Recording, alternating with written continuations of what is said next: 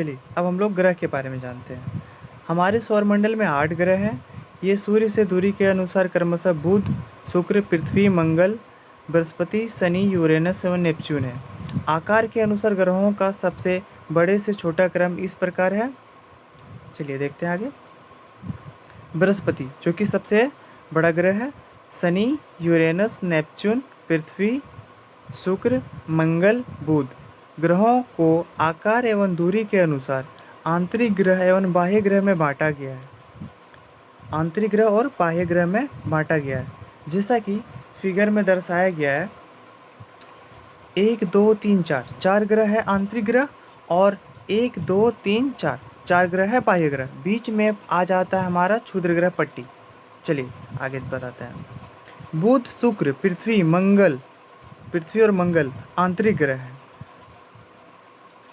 बुध, शुक्र, पृथ्वी और मंगल ये ग्रह क्या है? आंतरिक ग्रह हैं, जो कि क्षुद्र ग्रह से पहले आते हैं और सूर्य के सबसे नज़दीक होते हैं।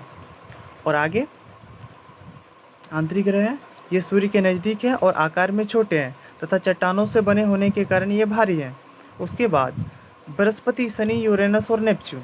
यहाँ देखते हैं फिगर में, बृहस्पति, शनि, यूरेनस और नेपच्यून बाह्य ग्रह हैं।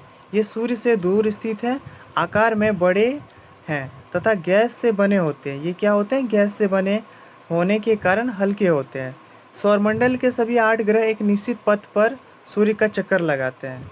ये रास्ते दीर्घवृत्ताकार हैं और इसे कक्षा कहते हैं। यानी कि यही है ग्रहों का कक्षा, और यही है इसी रास्ते पे ये सूर्य के चारों ओर दीर्घवृत्ताकार में चक्कर लगाते हैं। इसी को हम एक्सिस कर सकते हैं। चलिए अब नेक्स्ट चलते हैं।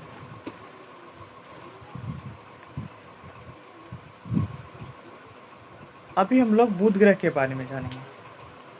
बुध ग्रह को इंग्लिश में मर्क्यूरी कहा जाता है। अब बुध सूर्य से सबसे नज़दीक का ग्रह है। बुध क्या है? सूर्य के सबसे नज़दीक का ग्रह है। यह आकार में सबसे छोटा होता है। आप लोगों को एक क्यूज टाइप में एक क्वेश्चन आ सकता है कि ग्रहों में सबसे छोटा ग्रह कौन सा है, तो उसका आंसर क्या होगा? बुध होगा। चलिए आगे चलते हैं। अपनी कक्षा में सूर्य के चारों ओर एक चक्कर लगाने में इसे केवल 88 दिन लगते हैं। अपनी कक्षा में अब अपना जो एक्सिस होता है उसमें, और सूर्य के चारों ओर एक चक्कर लगाने में केवल इसको 88 दिन ही लगते हैं। यहाँ पे जानने योग्य बातें हैं। हमारे सौरमंडल का सबसे अधिक ऊंचा पर्वत ओलंपस मॉन्स मंगल ग्रह पर अवस्थित है। ये मंगल ग्रह पर अवस्थित है। चलिए शुक्र के बारे में जानते हैं। शुक्र जो कि हमारा वीनस है, सूर्य से दूरी के अनुसार यह दूसरा ग्रह है। सूर्य से दूरी के अनुसार यह दूसरा ग्रह है। यह आकार की दृष्टि से छठवां एवं सबसे बड़ा ग्रह है। यह आकार की दृष्टि से छठवां एवं बड़ा ग्रह है। यह सौरमंडल का सबसे गर्म ग्रह है। शुक्र को पृथ्वी का जुड़वा ग्रह माना जाता है। शुक्र को पृथ्वी का जुड़वा ग्रह माना जाता है क्योंकि यह आकार एवं आकृति में लगभग सेम टू सेम पृथ्वी के समान है। यह ग्रह सूर्योदय से पहले और सूर्यास्त के पश्चात देखा जा सकता है। यह ग्रह जो है शुक्र ग्रह सूर्योदय से पहले और सूर्यास्त के बाद इसे हम खुली आंखों से देख सकते हैं।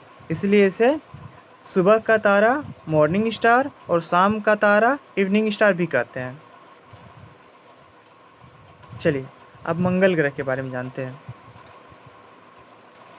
जानने योग्य बातें। गैलीलियो गैलीली ने सन 1610 ईस्वी में दूरबीन की सहायता से शनि ग्रह की खोज की थी। इसे बस नोट करना है। अब मंगल ग्रह के बारे में जानते हैं। मार्स। मंगल ग्रह को लाल ग्रह के नाम से भी जाना जाता है और इसे लाल ग्रह भी कहते हैं। यह ग्रह पृथ्वी का लगभग आधा है। यह ग्रह पृथ्वी का लगभग आधा होता है।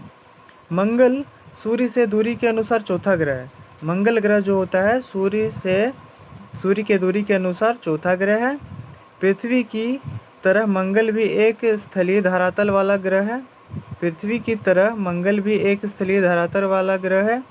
अपनी भौगोलिक विशेषताओं के अलावा मंगल ग्रह का घूर्णन काल और मौसमी चक्र पृथ्वी के समान है।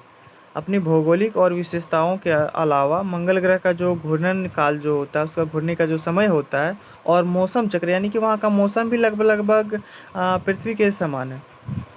अब नेक्स्ट चलते हैं हम लोग बृहस्पति, जो कि सौरमंडल का सबसे बड़ा ग्रह है। जिसको इंग्लिश में जुपिटर कहते हैं। चलिए, यह सौरमंडल का सबसे बड़ा ग्रह है। सूर्य से दूरी के अनुसार यह पांचवां ग्रह है और सारे ग्रहों की अपेक्षा पृथ्वी के सबसे अधिक उपग्रह है। यानी एक क्वेश्चन यहाँ भी बनता है कि सौरमंडल का जो ग्रह बृहस्पति है तो इसका सबसे ज़्यादा उपग्रह होता है, इसे याद रखना है। इसकी संख्या 67 है। यानी बृहस्पति का टोटल कितना उपग्रह है? 67 है।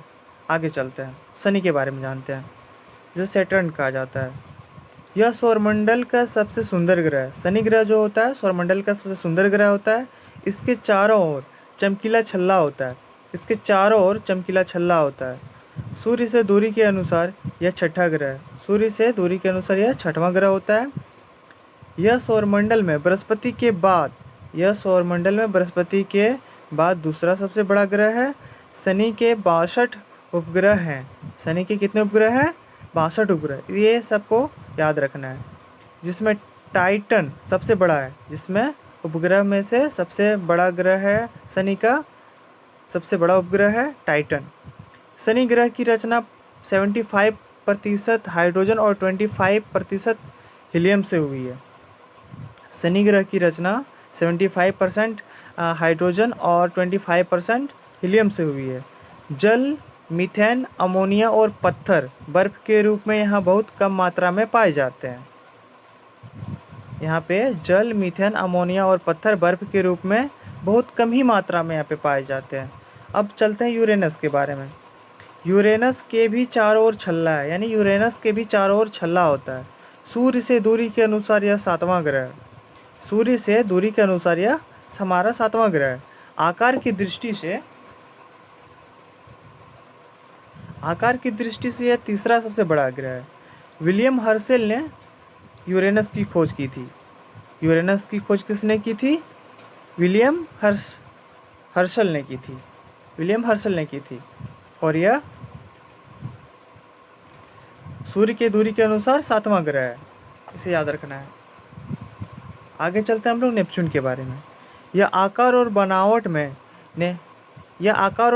में यूरेनस के ही समान है। आकार की दृष्टि से यह चौथा बड़ा ग्रह है।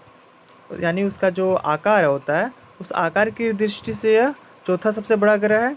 अभी तक प्लूटो को भी एक ग्रह माना जाता था। यानी कि टोटल पहले 9 ग्रह हुआ करते थे, लेकिन अंतर्राष्ट्रीय खगोलीय संगठन ने अपनी बैठक अगस्त 2006 में यह निर्णय लिया गया कि कुछ समय पहले खोजे गए अन्य खगोलीय पिंड सीरीस तथा प्लूटो जो है बौने ग्रह है। यानी कि इसका जो एक्सिस होता था सूर्य की चारों ओर जो परिक्रमा करते थे उसका एक्सिस थोड़ा उल्टा पुल्टा था, इसलिए इसे बौने ग्रह के नाम से जाना जाता है, जिसको सौरमंडल से हटा दिया गया है।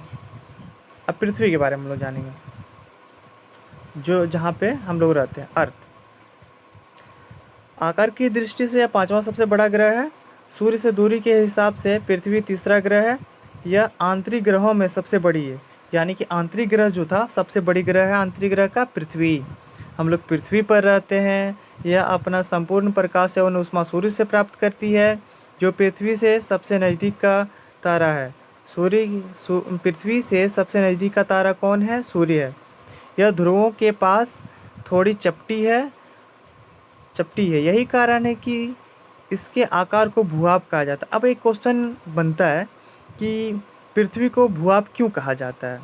तो यहाँ पे आपको बोलना होगा जो पृथ्वी के सबसे नज़दीक यहाँ से यह ध्रुवों के पास थोड़ी चपटी है, यही कारण होता है कि इसे भूभाग कहा जाता है। भूभाग का क्या अर्थ होता है? भूभाग का अर्थ होता है पृथ्वी के समान आकार, यानी पृथ्वी के जैसी आकार। अब हम लोग आगे चलते हैं। जीवन के लिए अनुकूल परिस्थितियाँ संभवतः केवल पृथ्वी पर ही पाई जाती है। यानी जीवन जीने योग्य जो है वो पृथ्वी पर ही पाई जाती है। पृथ्वी ना तो अधिक गर्म है और ना ही अधिक ठंडी है। यहाँ की वायु में ऑक्सीजन, नाइट्रोजन आदि गैसें पाई जाती है। ये गैसें पृथ्वी पर जीवन के लिए आवश्यक है। इसके साथ साथ पानी भी उपस्थित है जो हमारे जीवन के लिए आवश्यक है। इन्हीं कारणों से पृथ्वी को सौरमंडल का सबसे अद्भुत ग्रह माना जाता है। अंतरिक्ष से देखने पर पृथ्वी नीले रंग की दिखाई पड़ती है। क्योंकि इसकी 2/3 सतह पानी से ढकी होती है। क्योंकि इसकी 2/3 सतह पानी से ढकी होती है, इसलिए इसे नीला ग्रह भी कहा जाता है। अब यदि आप लोगों से कोई पूछेगा कि नीला ग्रह किसे कहा जाता है, तो आप लोग बता सकते हैं कि पृथ्वी को नीला ग्रह कहा जाता है। क्यों कहा जाता है? क्योंकि पृथ्वी के 2/3 सतह पानी से ढकी हुई है, इसलिए यह अंतरिक्ष से देखने पर नीला ग्रह नीला दिखाई देता है। चलिए, अब चंद्रमा के बारे में तो आप लोग सुने होंगे, जो कि पृथ्वी का उपग्रह है। चलिए, अब हम लोग चंद्रमा के बारे में जानते हैं। हमारी पृथ्वी का केवल एक उपग्रह है, जिसका नाम है चंद्रमा। इसका व्यास पृथ्वी के व्यास से केवल 1/4 है। इसका जो व्यास होता है वह पृथ्वी के व्यास से केवल 1/4 है। यह इतना बड़ा इसलिए प्रतीत होता है क्योंकि यह हमारे ग्रह से अन्य खगोलीय पिंडों की अपेक्षा नज़दीक है। यह बड़ा जो दिखता है, क्यों दिखता है? क्योंकि यह हमारे ग्रह से अन्य खगोलीय पिंडों की अपेक्षा ज़्यादा नज़दीक है। यह पृथ्वी से लगभग 3,84,400 किलोमीटर दूर है। 3,84,400 किलोमीटर दूर है। चलिए आगे चलते हैं। चंद्रमा पृथ्वी का एक चक्कर लगभग 27 दिनों में पूरा करती है। लगभग इतने ही समय में यह अपने अक्ष पर एक चक्कर लगाता है। यही कारण पृथ्वी से हमें चंद्रमा का केवल एक ही भाग दिखाई देता है। क्यों दिखाई देता है एक भाग? लगभग इतने ही समय में यह अपने अक्ष पर एक चक्कर लगाता है। यह कारण पृथ्वी से हमें चंद्रमा का केवल एक ही भाग दिखाई पड़ता है। ये है हमारा चंद्रमा। अंतरिक्ष से लिया गया एक फोटो है, क्योंकि चंद्रमा का है। चलिए आगे चलते हैं।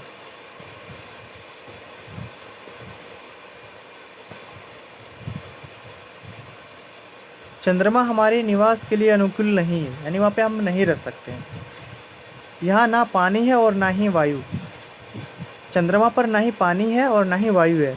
इसकी सतह पर पर्वत, मैदान के गड्ढे ये चंद्रमा की सतह पर छाया बनाते हैं। पर्वत और मैदान के गड्ढे चंद्रमा पर छाया बनाते हैं।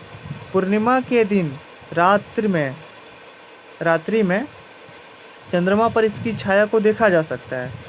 चंद्रमा सूर्य की किरणों को ही पृथ्वी पर परावर्तित करता है। चंद्रमा सूर्य की किरणों को ही पृथ्वी पर परावर्तित करता है, जिस कारण पृथ्वी को रात में प्रकाश मिल पाता है। चलिए, अब हम लोग ग्रहण के बारे में जानते हैं। ग्रहण क्या होता है? ग्रहण एक प्रकार का खगोलीय घटना है। पृथ्वी तथा चंद्रमा की परिक्रमा अवस्था के कारण ग्रहण की स्थिति उत्पन्न होती है। ग्रहण क्यों उत्पन्न होती है? पृथ्वी और चंद्रमा की परिक्रमा की अवस्था के कारण ग्रहण उत्पन्न होती है। ग्रहण 2 प्रकार के होते हैं। ग्रहण कितने प्रकार के होते हैं? 2 प्रकार के। पहला कौन होता है? चंद्र ग्रहण, लूनर इक्लिप्स, और दूसरा होता है सूर्य ग्रहण, सोलर इक्लिप्स। चलिए, अब हम लोग आगे चलते हैं, समझते हैं क्या होता है।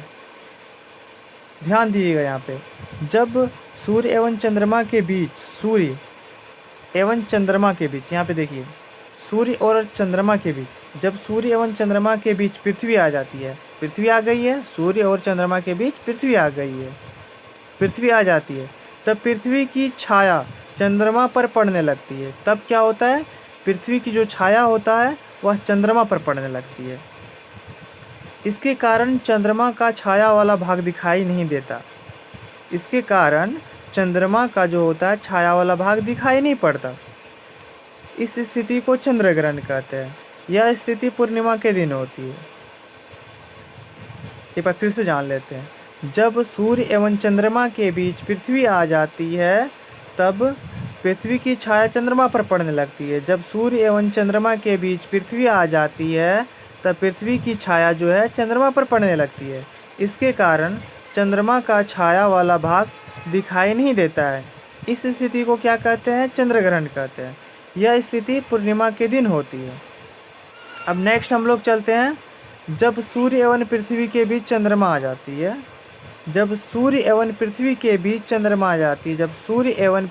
बीच चंद्रमा आ जाती है, तब तब चंद्रमा की छाया पृथ्वी पर पड़ती है। तब क्या हो रहा है, चंद्रमा का छाया पड़ रहा है यहाँ पे, पृथ्वी पर पड़ रही है। इसके कारण सूर्य का आंशिक या पूर्ण भाग दिखाई नहीं पड़ता। यानी यहाँ इस जगह पे जो हम लोग होंगे, तो यहाँ से हम सूर्य पूरा ढक जाता है, पूरी ढक जाता है। तो इससे क्या होता है कि हम लोग ठीक से सूर्य को देख नहीं पाते हैं। इस स्थिति को क्या कहते हैं, सूर्य ग्रहण कहते हैं। यह स्थिति अमावस्या के दिन होती है। यानी अमावस्या के दिन क्या होता है, सूर्य ग्रहण होता है, और पूर्णिमा के दिन क्या होता है, चंद्र ग्रहण होता है। चलिए अब हम लोग जानते हैं, यहाँ पे कुछ जानने योग्य बातें हैं जिसे बता देता हूँ। सूर्य से पृथ्वी की दूरी लगभग 15 करोड़ किलोमीटर दूर है। प्रकाश की गति 3 लाख किलोमीटर प्रति सेकेंड है। इस गति के बावजूद, यानी इतना स्पीड से प्रकाश हमारी ओर आती है, इस गति के बावजूद सूर्य के प्रकाश को पृथ्वी तक पहुंचाने में लगभग 8 मिनट का समय लगता है। जबकि चंद्रमा से पृथ्वी पर परावर्तित प्रकाश को आने में 1.3 सेकेंड का समय लगता है। चलिए आगे चलते हैं। अब हम लोग जानेंगे कि क्षुद्र ग्रह होता क्या है। क्षुद्र ग्रह के बारे में जानेंगे। चलिए, यह है क्षुद्र ग्रह का फोटो। अब हम लोग जानेंगे इसके बारे में। तारों, ग्रहों तथा उपग्रहों के अतिरिक्त असंख्य छोटे छोटे पिंड सूर्य के चारों ओर चक्कर लगाते हैं। यानी तारों, ग्रहों तथा उपग्रहों के अतिरिक्त, यानी इसके अलावा जो होते हैं असंख्य छोटे छोटे खगोलीय पिंड, यानी बहुत सारे और बहुत छोटे नहीं, बहुत सारे खगोलीय पिंड जो होता है सूर्य के चारों ओर चक्कर लगाते हैं। सूर्य के चारों ओर वो चक्कर लगाते हैं। इन पिंडों को क्या कहते हैं, क्षुद्र ग्रह कहते हैं। यह आकार में ग्रहों से छोटे एवं उल्का पिंडों से बड़े होते हैं। ये मंगल एवं बृहस्पति की कक्षाओं के बीच पाए जाते हैं। यानी कि जिसे क्षुद्र ग्रह पट्टी बोला जाता था ना, तो वहीं से क्षुद्र ग्रह आते हैं। तो वही सब टुकड़ा जो होता है कभी कभार सूर्य के चारों ओर चक्कर लगाते हैं, तो इसे ही क्या कहते हैं, क्षुद्र ग्रह कहते हैं। यह कहाँ पाए जाते हैं, मंगल एवं बृहस्पति के कक्षाओं के बीच पाए जाते हैं। अब आगे चलते हैं। वैज्ञानिकों के अनुसार क्षुद्र ग्रह ग्रहों के ही भाग होते हैं। वैज्ञानिकों के अनुसार, यानी वैज्ञानिकों का मानना यह है कि क्षुद्र ग्रह ग्रहों का ही भाग होता है, जो कई वर्ष पहले विस्फोट के बाद ग्रहों से टूटकर अलग हो गए हैं। जो बहुत वर्ष पहले एक विस्फोट हुआ था हमारे अंतरिक्ष में, उसके बाद ग्रहों से टूटकर यह अलग हो गए। यह होते क्या है, ग्रहों के ही एक भाग होते हैं। चलिए अब हम लोग आगे चलते हैं। उल्कापिंड के बारे में जानेंगे। उल्कापिंड होता क्या है। आकाश में कभी कभी एक ओर से दूसरी ओर अत्यंत वेग से जाते हुए अथवा पृथ्वी पर गिरते हुए जो पिंड दिखाई देते हैं उसे उल्का कहते हैं। यानी कभी कभी हम लोग देखते हैं ना कि खुले आसमान में जब हम लोग देखते हैं तो ऐसा लगता है कि कोई तारा टूट के हमारी ओर गिर रहा है, और पहले तो उसका पूरा लाइट रहेगा, फिर धीरे धीरे करके ख़त्म हो जाता है। तो वो क्या है, उल्कापिंड है। आप उल्कापिंड को ऐसे पहचान सकते हैं। आकाश में कभी कभी एक ओर से दूसरी ओर अत्यंत वेग से पूरा स्पीड से जाते दिखाई देता है, अथवा पृथ्वी पर गिरते हुए जो पिंड दिखाई देता है उसको क्या कहते हैं, उल्कापिंड कहते हैं। उल्काओं का जो अंश वायुमंडल में जलने से बचकर पृथ्वी तक पहुंचता है उसे उल्कापिंड कहते हैं। यानी वो उल्का होता है, उसका जो अंश जो छोटा छोटा जो कुछ बच जाता है और पृथ्वी पर आके जो पहुंच जाता है या गिर जाता है पृथ्वी पर, तो उसे क्या बोलते हैं, उल्कापिंड कहते हैं। पृथ्वी तक जो पहुंचता है उसे उल्कापिंड कहते हैं। यहाँ पे जानने योग्य बातें हैं। क्षुद्र ग्रह पट्टी में 945 किलोमीटर के व्यास वाला सीरिस नामक एक बौना ग्रह है, जो अपने स्वयं के गुरुत्वाकर्षण बल के कारण गोल आकार पा चुका है। आगे चलता है। आकाशगंगा के बारे में जानेंगे। यह है आकाशगंगा का एक फोटो। खुले आसमान में एक ओर से दूसरी ओर, खुले आसमान में एक ओर से दूसरी ओर तक फैली चौड़ी सफ़ेद पट्टी, लाखों तारों का समूह, उसमें लाखों तारों का समूह होता है। यह पट्टी आकाशगंगा कहलाती है। यानी खुले आसमान में एक ओर से दूसरी ओर तक फैली, बहुत बहुत दूर तक फैला हुआ, फैली चोटी सफ़ेद पट्टी के जैसा, जिसमें लाखों तारों का समूह, जिसमें लाखों तारों का समूह है। यह पट्टी क्या कहलाता है? आकाशगंगा कहलाता है। हमारा सौरमंडल इस आकाशगंगा का ही एक भाग है। हमारा जो सौरमंडल है इस आकाशगंगा का ही एक भाग है, यानी इनमें से ही कहीं पे हमारा सौरमंडल है।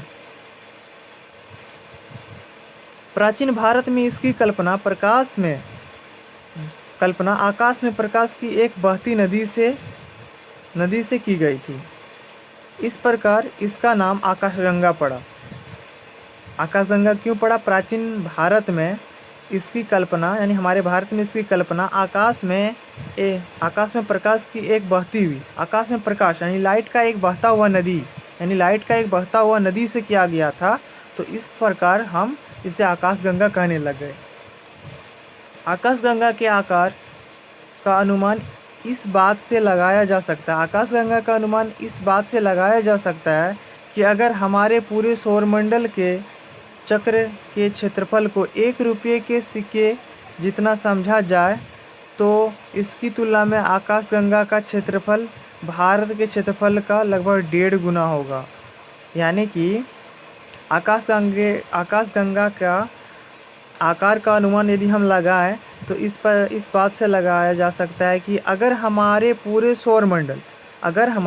सौरमंडल के चक्र के क्षेत्रफल को 1 रुपये के सिक्के जितना समझा जाए तो इसकी तुलना आकाशगंगा का क्षेत्रफल से यदि करेंगे तो भारत के क्षेत्रफल का लगभग 1.5 गुना होगा। चलिए आगे चलते हैं।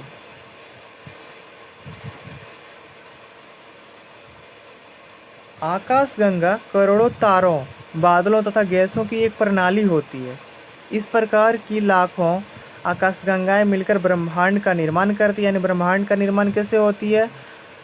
लाखों करोड़ों आकाशगंगा, बादलों तथा गैसों की एक प्रणाली, इस प्रकार की लाखों आकाशगंगाएं मिलकर ब्रह्मांड का निर्माण करते हैं। ब्रह्मांड की विशालता की कल्पना करना अत्यंत कठिन है। यानी कि ब्रह्मांड कितना बड़ा है ये सोच पाना भी ये कल्पना करना भी कठिन है। वैज्ञानिक अभी भी इसके बारे में अधिक से अधिक जानकारी एकत्र कर रहे हैं और बहुत सा जानकारी नहीं भी मिल पाया है। वैज्ञानिक लगे हुए हैं और ब्रह्मांड के बारे में जानकारियाँ प्राप्त कर रही है। चलिए आगे हम लोग जानते हैं उपग्रह के बारे में। उपग्रह, सैटेलाइट, उपग्रह क्या होता है? ये देखिए, ये एक ब्रह्मांड का एक फिगर दिया हुआ है, ऐसा ही है ब्रह्मांड। और उपग्रह होता है क्या है? उपग्रह जिसको सैटेलाइट कहते हैं, उपग्रह एक खगोलीय पिंड है। उपग्रह क्या है? एक खगोलीय पिंड है जो ग्रहों के चारों ओर उसी प्रकार चक्कर लगाता है, जो कि ग्रहों के चारों ओर, जैसे हमारा पृथ्वी हुआ उसके चारों ओर चक्कर लगाता है। तो चारों को और कौन चक्कर लगाता है? चंद्रमा। सेम उसी प्रकार ग्रह सूर्य के चारों ओर, जैसे कि हमारा जो ग्रह है वो सूर्य के चारों ओर चक्कर लगाता है, सेम उसी प्रकार ग्रह के चारों ओर भी चक्कर लगाते हैं। तो उसे क्या कहते हैं? उपग्रह कहते हैं। उपग्रह एक खगोलीय पिंड है जो ग्रहों के चारों ओर उसी प्रकार चक्कर लगाता है जिस प्रकार ग्रह सूर्य के चारों ओर चक्कर लगाता है। बुध एवं शुक्र ग्रह का एक भी उपग्रह नहीं है। बुध एवं शुक्र ग्रह का एक भी उपग्रह नहीं है। पृथ्वी का एकमात्र उपग्रह चंद्रमा है। बृहस्पति ग्रह का सर्वाधिक उपग्रह है, यानी सबसे ज़्यादा उपग्रह बृहस्पति ग्रह का है। सौरमंडल का सबसे बड़ा उपग्रह गैनेमिड जो है वो बृहस्पति का ही उपग्रह है। चलिए आगे अब हम लोग चलते हैं। एक ग्रह होता है मानव निर्मित भी होता है, तो अब हम लोग मानव निर्मित उपग्रह के बारे में जानते हैं।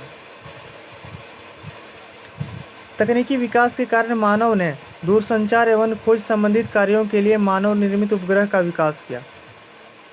यह वैज्ञानिकों के द्वारा बनाया गया एक कृत्रिम उपग्रह है जिसका उपयोग ब्रह्मांड के बारे में जानकारी प्राप्त करने के साथ साथ पृथ्वी पर संचार माध्यम के लिए किया जाता है। इन उपग्रहों की प्रक्षेपण यान के द्वारा अंतरिक्ष में भेजा जाता है एवं पृथ्वी की कक्षा में स्थापित किया जाता है। अंतरिक्ष में उपस्थित कुछ भारतीय उपग्रह इनसेट, एटूसेट, IRS इत्यादि है। भारत द्वारा चंद्रमा के बारे में अधिक जानकारी जुटाने के लिए 2008 ईस्वी में चंद्रयान प्रथम तथा 2019 ईस्वी में चंद्रयान द्वितीय का प्रक्षेपण किया गया है। इन मानव निर्मित उपग्रहों का उपयोग कहाँ पे होता है, चलिए जानते हैं। इन मानव निर्मित उपग्रहों का उपयोग radio, television, telephone, mobile internet आदि सेवाओं में किया जाता है। इसके साथ साथ किया जाता है, सेवा में किया जाता है। इसके साथ साथ सैन्य प्रयोजन के लिए भी इन उपग्रहों का उपयोग किया जाता है। जानने योग्य बातें। पृथ्वी का पहला मानव निर्मित कृत्रिम उपग्रह स्पुतनिक सोवियत संघ वर्तमान में रूस के द्वारा 4 अक्टूबर 1957 को छोड़ा गया था। 4 अक्टूबर 1957 को छोड़ा गया था। चलिए, अब आपका क्लास यहाँ पे ख़त्म होता है। अब हमारा जो नेक्स्ट क्लास है उसमें हम आपको सारे क्वेश्चनों का आंसर भी करके दिखाएंगे। फ़िलहाल आप अभी एक बार इसके रिवीजन कर लें, और आपके लिए हम नोट्स भी बना के रखे हैं। नोट्स को भी नेक्स्ट क्लास में आपको लाएंगे। तब तक के लिए धन्यवाद। खुश रहिए, व्यस्त रहिए, स्वस्थ रहिए, मस्त रहिए।